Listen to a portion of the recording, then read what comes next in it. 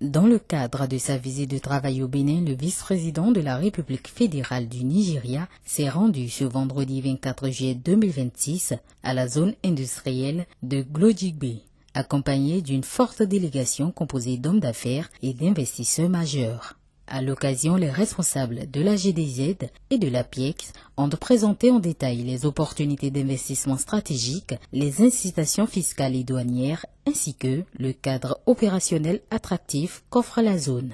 Les échanges ont également mis en lumière le potentiel de synergie entre le marché nigérian et la dynamique d'industrialisation en cours au Bénin. Well, we are here essentially at the behest of President Bola Ahmed Tinubu.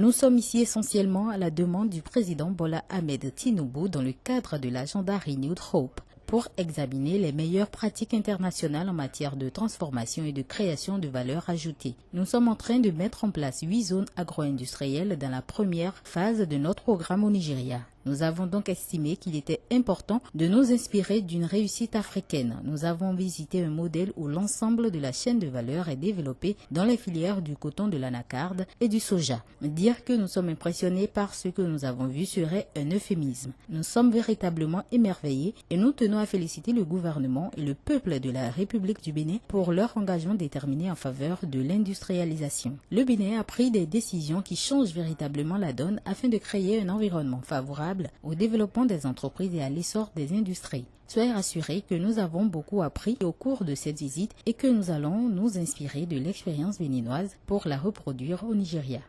Le